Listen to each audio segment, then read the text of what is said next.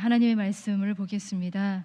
골로새서 3장 1절에서 17절까지 말씀입니다. 골로새서 3장 1절에서 17절까지 말씀입니다.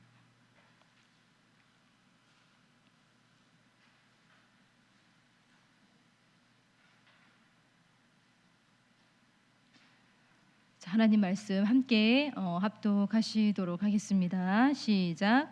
그러므로 너희가 그리스도와 함께 다시 살리심을 받았으면 위의 것을 찾으라.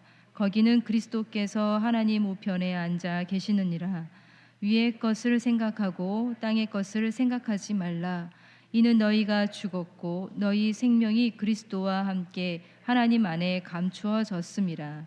우리 생명이신 그리스도께서 나타나실 그때에 너희도 그와 함께 영광 중에 나타나리라. 그러므로 땅에 있는 지체를 죽이라. 곧 음란과 부정과 사욕과 악한 정욕과 탐심이니 탐심은 우상 숭배니라. 이것들로 말미암아 하나님의 진노가 임하느니라. 너희도 전에 그 가운데 살 때에는 그 가운데서 행하였으나 이제는 너희가 이 모든 것을 벗어버리라. 곧 분함과 노여움과 악의와 비방과 너희 입에 부끄러운 말이라. 너희가 서로 거짓말을 하지 말라. 옛사람과 그 행위를 벗어버리고 새 사람을 입었으니 이는 자기를 창조하신 이의 형상을 따라 지식에까지 새롭게 하심을 입은 자니라.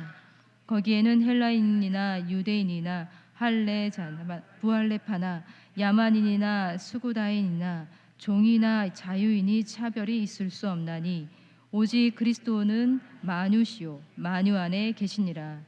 그러므로 너희는 하나님이 택하사 거룩하고 사랑받는 자처럼 긍휼과 자비와 겸손과 온유와 오래 참음을 옷 입고 누가 누구에게 불만이 있거든 서로 용납하여 피차 용서하되 주께서 너희를 용서하신 것 같이 너희도 그리하고 이 모든 것 위에 사랑을 더하라.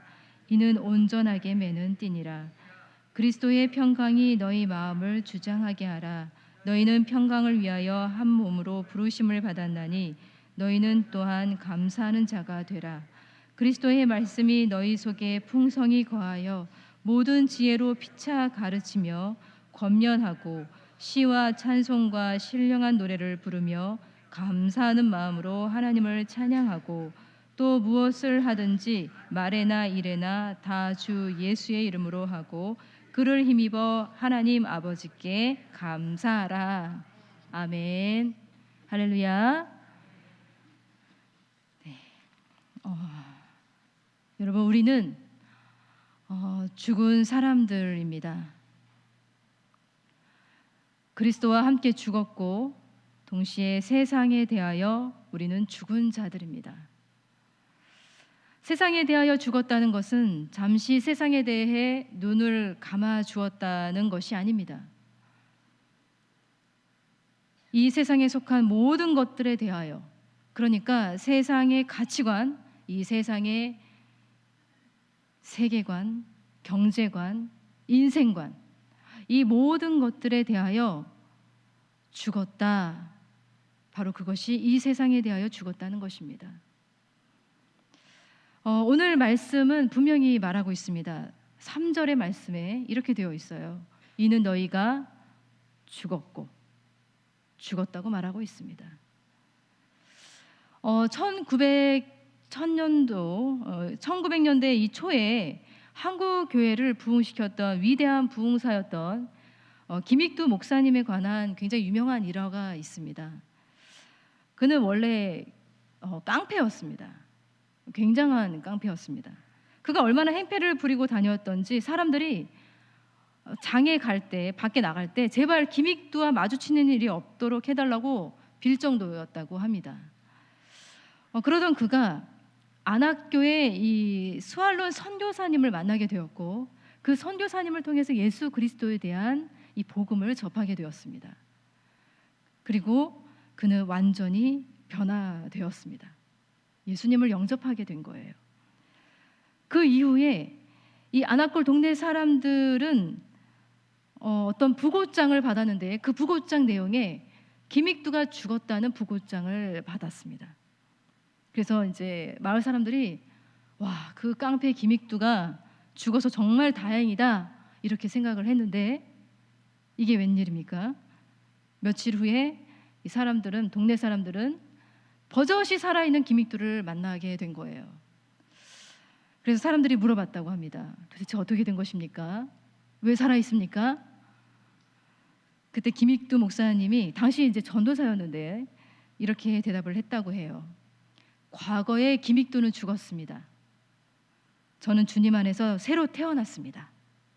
이렇게 대답을 했다고 합니다. 망난이었고 깡패였고 정말 형편없었던 김익두가 예수 안에서 죽었고 하나님의 사람 김익두로 다시 태어난 것입니다. 김익두 목사님에 관한 이야기는 당시 일제시대였는데 그 미국 신문에까지 실릴 정도였다고 합니다.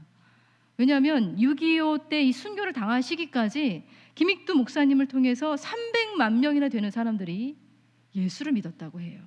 정말 놀라운 일들이 일어났죠. 자, 여러분, 그리스도인은요 죽은 사람들이에요. 예수 안에서 죽었고 예수 안에서 다시 산 자들입니다. 예수 안에서 새로운 생명을 누리고 살아가는 자들입니다. 그래서 3절의 말씀 다시 한번 우리가 읽어보도록 하겠습니다. 시작. 이는 너희가 죽었고 너희 생명이 그리스도와 함께 하나님 안에 감추어졌음이라. 아멘. 자, 죽었는데 살아 있습니다. 살아있는 그 생명은 하나님 안에 감추어져 있다고 성경은 말하고 있습니다. 죽었지만 생명을 가진 자, 그래서 그리스도인은, 그리고 우리는 죽음과 생명이 교차하는 사람들이에요. 죽은 것 같지만 살아있고 살아있는 것 같지만 죽은 사람들이에요. 이 세상 사람들이 도저히 이해할 수 없는 차원이 다른 그런 존재들인 거예요. 우리 안에 있는 그 생명이 우리를 다른 존재로 만드는 것이죠. 그래서 골로새서 3장 10절의 말씀은 우리에게 이렇게 우리를 표현하고 있어요. 10절의 말씀을 함께 또 읽어보겠습니다. 시작. 새 사람을 입었으니 이는 자기를 창조하신 이의 형상을 따라 지식에까지 새롭게 하심을 입은 자니라. 아멘. 새 사람이라고 말하고 있습니다. 그리고 마지막 부분에 새롭게 하심을 입은 자. 네, 바로 이 단어에 우리의 정체성이 있습니다. 우리는 새롭게 하심을 입은 자입니다. 여러분, 인간에 대한 굉장히 다양한 정의가 있어요. 생각하는 인간을 호모 사피엔스라고 하고요. 그리고 도구적인 인간을 호모 파베르라고 합니다. 그리고 유희를 추구하는 인간을 호모 루덴스라고 표현을 합니다. 그러나 여러분, 그리스도인은요 완전히 새로운 존재들이에요. 계속해서 새로워지게 되는 존재들이라고 우리가 읽은 말씀에 말하고 있습니다. 우리를 새로워지게 하는 것은 우리의 힘, 우리의 에너지가 아니라 우리 안에 있는 그 생명이 우리를 새롭게 하는 것이라고 말하고 있습니다. 굉장히 수동적인 것입니다. 우리의 힘으로 할 수 있는 게 아니라 하나님이 그렇게 하시는 거예요. 사도 바울이 이렇게 말했죠. 우리가 낙심하지 아니하노니 겉사람을 호폐하나 우리의 속은 날로 새롭도다. 우리의 속은 날로 새롭도다. 겉사람은 후패하지만 속은 날로 새롭도다. 나날이 새로워집니다. 혹시 우리 가운데 이렇게 말씀하시는 분이 계실지도 모르겠어요. 새로워지기는요, 제 겉도 늙어가고 있고 제 속도 늙어가고 있습니다. 저는 후퇴하고 있습니다. 이렇게 혹시라도 생각하시는 분이 계신가요? 여러분, 나이가 아무리 어려도요, 나이가 어려도 그 어린 나이에 진짜 생명이 없다면, 예수의 생명이 없다면 진짜 청춘이 아니에요. 여러분, 청춘은 나이가 아니라 에너지고 바로 생명력이에요. 진짜 생명력이 청춘 되게 하는 거예요. 여러분, 예수 생명을 가진 자가 진정한 청춘이에요. 그런 의미에서 여러분 모두는 청춘입니다. 믿습니까? 여러분의 속은 날로 날로 청춘이 되어가고 있습니다. 이 부분에서 우리 모두는 차별이 없고 구별이 없고 한계가 없고 제한이 없다고 성경은 또 선포하고 있어요. 우리 11절의 말씀을 함께 읽어보겠습니다. 시작. 거기에는 헬라인이나 유대인이나 할레파나 무할레파나 야만인이나 수구다인이나 종이나 자유인이 차별이 있을 수 없나니 오직 그리스도는 만유시요 만유 안에 계시니라. 아멘. 만유 안에 계시니라.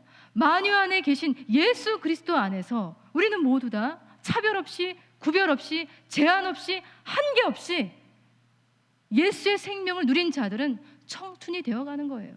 새롭게 하심을 입은 자가 되어가는 것입니다. 그런데 문제가 있습니다. 우리 안에 죽은 것들, 그 죽은 것들이 도무지 죽질 않는 거예요. 좀비처럼 우리 안에서 자꾸만 되살아납니다. 자꾸만 생각이 납니다. 예수 안에서 함께 죽었던 것들, 못 박았다고 했던 것들, 배설물로 여겼던 것들이 아직 죽지 않았다고 우리 속에서 아우성치고 있어요. 상상할 수 없는 엄청난 파괴적인 생명력을 가지고 우리 안에서 여전히 꿈틀대고 있어요.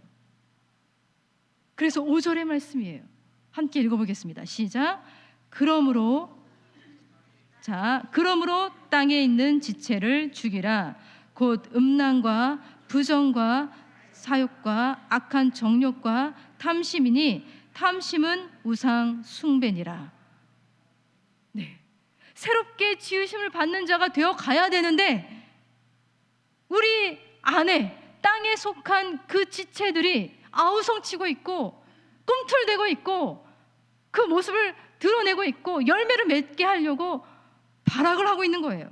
음란으로부터 시작해서 부정, 사욕, 악한 정욕, 탐심으로 이렇게 소개를 하고 있습니다. 여러분, 음란으로 시작해서 탐심으로 이어지고 있어요. 땅에 속한 지체들의 대장은 바로 요놈이에요. 바로 탐심이에요. 채워지지 않는 욕망이라고 하는 이 탐심, 여러분, 탐심이 우리 안에서 힘이 얼마나 센지 하나님을 갈아치울 만큼 힘이 세요. 그래서 우상 숭배니라, 우상이 된다라고 말하고 있습니다. 유진 피터스는 이 메시지 성경에서 이 구절을 이렇게 표현을 하고 있어요. 이는 죽음의 길과 관련한 모든 것, 즉 불륜, 더러운 행위, 정욕, 그리고 이렇게 표현해요. 무엇이든 하고 싶을 때 자기 마음대로 하려는 마음, 마음에 드는 것이면 무엇이든 움켜쥐려고 하는 마음입니다. 이 모든 것들은 하나님이 만드신 것이 아니라 물질과 감정이 만들어낸 것입니다. 그러니까 유진 피터스 목사님은 탐심을 이렇게 표현하고 있는 거예요. 무엇이든 하고 싶을 때 자기 마음대로 하려는 마음, 무엇이든 움켜쥐려고 하는 마음, 그게 탐심이라는 거예요. 자, 세상 사람들은 이 말을 들으면 어쩌면 이렇게 반응을 보일 수 있을지 모르겠습니다. 아니, 자기 마음대로 하는 마음이 도대체 무슨 문제가 되는가? 아니, 내가 갖고 싶은 것이 있을 때 무엇이든 돈만 있으면, 내 힘만 있으면 가질 수 있는 거, 그게 왜 가능하지 못하다는 건가? 왜 그게 나쁘다는 건가? 내 돈이고 내 돈으로 사는 거고 내 힘으로 하는 건데 뭐가 문제인가? 이 세상 사람들은 그렇게 반응을 보일 수 있을 것 같습니다. 여러분, 현대 사회는요, 우리에게 그런 탐심을 부추깁니다. 마음껏 움켜쥐라고 합니다. 마음껏 쓰라고 합니다. 마음껏 힘을 행사하라고 합니다. 마음껏 돈을 쓰라고 합니다. 그래도 괜찮다 말합니다. 그런 여러분, 자신의 힘으로 획득하는 모든 것에 대해서 무한히 너그러운 이 마음이 바로 지독한 자기 중심성이고요, 근원적인 죄성이에요. 여러분, 이 마음이 바로 인간을 에덴에서 쫓겨나게 했고 하나님으로부터 멀어지게 한 거예요. 자기 힘으로 따먹었습니다. 자기 힘으로 움켜쥐었습니다. 이것이 바로 우상숭배예요. 내면의 블랙홀입니다. 여러분, 어제도 오늘도 어쩌면 우리는 이 마음과 싸우고 있는지도 모르겠습니다. 이 마음이 우리 안에서 전쟁을 일으키고 이 마음이 사실은 피조 세계를 파괴합니다. 선을 행하기 원하는 나에게 이 마음이 악으로 작용하면서 매일 나를 사로잡고 나를 삼켜버립니다. 곤고하게 합니다. 영혼을 거슬러 싸우는 육체의 정욕을 제어하라는 말씀 앞에 우리는 항상 승리하는 것도 아니고 항상 패배하는 것도 아니에요. 그냥 승리와 패배 그 사이를 늘 오고 가고 있습니다. 그러나 말씀은 경고하고 있어요. 6절의 말씀을 함께 읽어보겠습니다. 시작. 이것들로 말미암아 하나님의 진노가 임하느니라. 여러분, 하나님의 진노가 임한다고 말하고 있어요. 하나님의 화가 돋구어지고 있다고 말하고 있습니다. 여러분, 솔직히 하나님을 정말 화나시게 하는 것들은요, 하나님과 관련 없는 저 세상 사람들이 아니에요. 그 사람들 때문에 하나님이 화나시는 게 아니에요. 예수 안에서 죽었고 예수의 생명으로 다시 살아난 우리들이 그 생명의 능력으로 살지 않고 여전히 탐욕으로, 탐심이 이끄는 대로 살아가는 것이 바로 하나님의 분노를 자극하고 있다고 말하고 있는 겁니다. 죽은 것들이 다시 좀비처럼 살아나서 우리 안에 꿈틀거리면서 사로잡아버리는 것에 대해서 이 사도 바울이 우리에게 내리는 특단의 조치는 매우 단순합니다. 매우 단순해요. 죽이라는 거예요.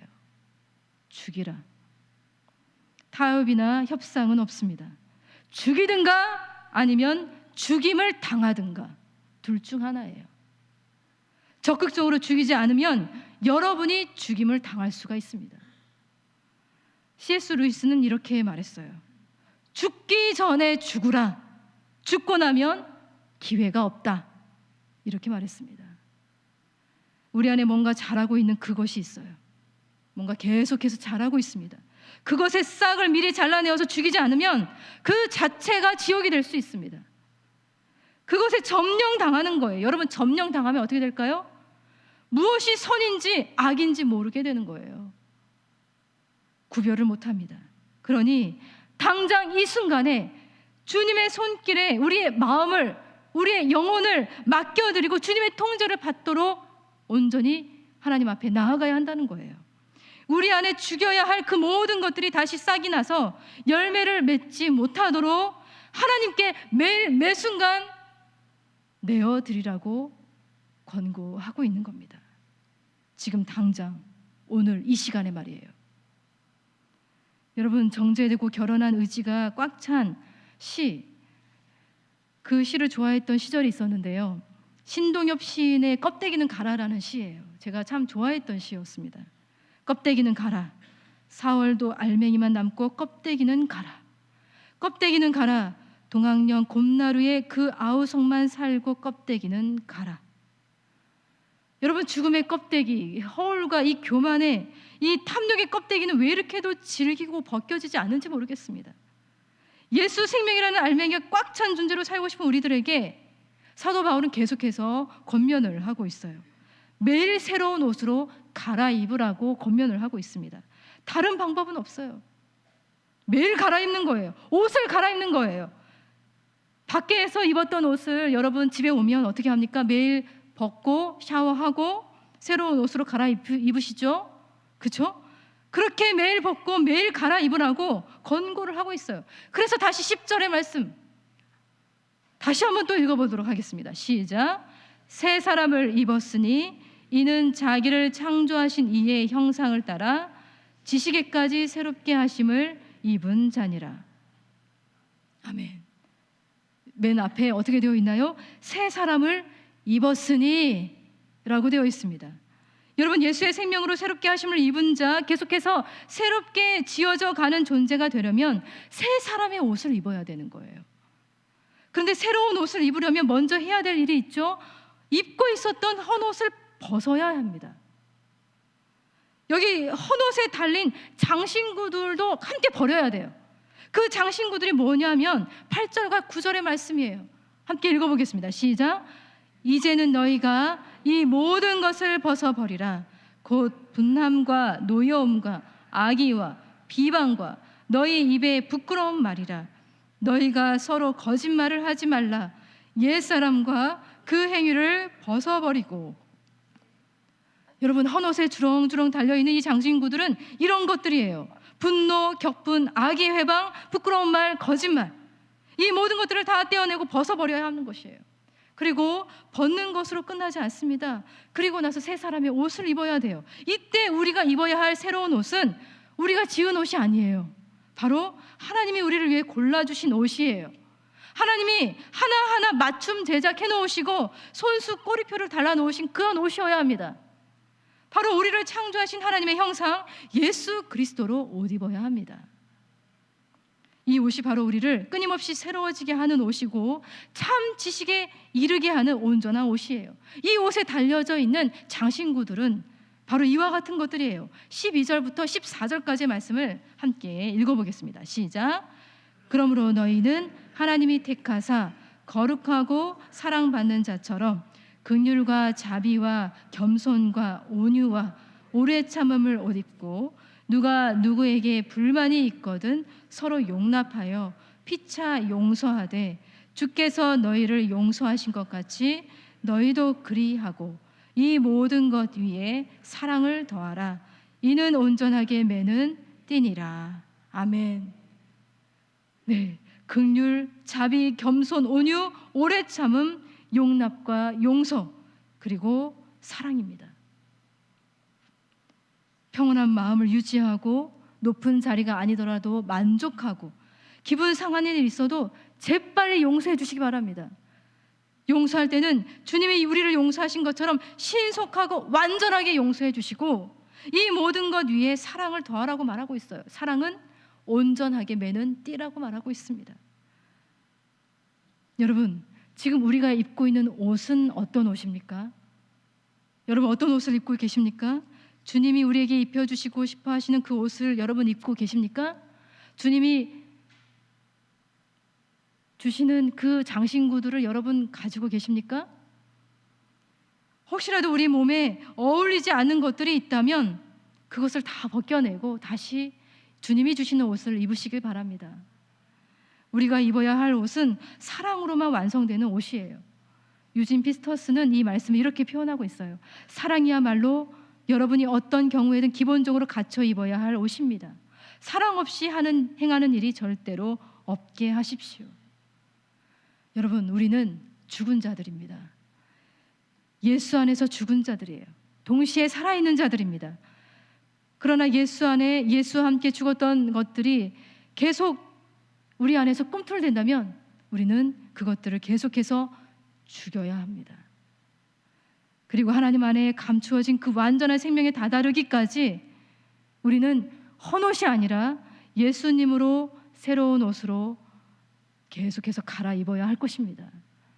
우리에게 어울리지 않는 것들은 다 벗겨내시길 바랍니다. 그래서 우리는 어떻게 그것을 할 수 있느냐? 바로 골로새서 3장 첫 9절 1절과 2절의 말씀을 함께 또 읽어보도록 하겠습니다. 시작. 그러므로 너희가 그리스도와 함께 다시 살리심을 받았으면 위의 것을 찾으라. 거기는 그리스도께서 하나님 우편에 앉아 계시느니라. 위의 것을 생각하고 땅의 것을 생각지 말라. 아멘. 위의 것을 찾으라고 말하고 있습니다. 땅의 것을 생각하지 말라고 하고 있어요. 주님을 찾고 주님을 구하시길 바랍니다. 바로 이 시간이 주님을 구하고 주님을 찾는 시간이 될 수 있으리라 믿습니다. 성령님을 사모하고 성령님을 모셔드리기 바랍니다. 성령님을 간절히 사모해야 위에 계신 성령님께서 우리 가운데 비둘기같이 불같이 생수같이 우리 가운데 임하실 것입니다. 하나님의 말씀이 우리 안에 속속들이 스며들도록 우리 안에 충분히 자리를 만들고 그 말씀이 우리 안에 역사하시도록 기도해야 할 것입니다. 생명의 성령의 능력으로 우리가 서로 조화롭고 보조를 맞추고 어울리도록 함께 할 수 있기를 소망합니다. 그래서 우리에게 더더욱 이 기도의 시간이 너무나도 소중하고 필요하다는 것을 여러분 기억하시길 바라겠습니다. 우리 이 시간에 함께 기도하겠습니다. 이는 너희가 죽었고 너희 생명이 그리스도와 함께 하나님 안에 감추어졌음이라. 우리는 예수 안에서 예수와 함께 죽은 사람들입니다. 십자가에 못 박은 사람들입니다. 그럼에도 불구하고 우리 안에 시퍼렇게 살아있는 이 탐심들, 정욕들, 욕심들, 움켜쥐고 싶은 이 마음들, 우리 마음대로 하고자 하는 그 열망들, 우리는 알고 있습니다. 우리 공동체를 깨트리는 것도 이 탐심이고, 우리를 결국 행복하지 못하게 하는 것도 이 탐심이고, 지독한 자기 숭배에 빠지게 하는 것도 이 탐욕이라는 것을 알고 있습니다. 이 탐욕으로부터 우리를 하나님 건져 주시옵소서. 우리가 위의 것을 찾게 하여 주시옵소서. 하나님께 속해 있는 것을 구하고 성령으로 채워지고 예수의 생명으로 사로잡히고 하나님의 말씀으로 채워질 수 있도록 하나님 인도하여 주시옵소서. 그렇게 우리가 새 사람이 되기를 원합니다. 자기를 창조하신 이의 형상을 따라 지식에까지 새롭게 하심을 입은 주님의 사람들이 되기를 원하오니, 이 시간에 우리를 새롭게 하여 주시옵소서. 성령님 우리 가운데 임하여 주시옵소서. 우리 시간에 간절히 하나님 앞에 부르짖어 기도하도록 하겠습니다. 기도하겠습니다.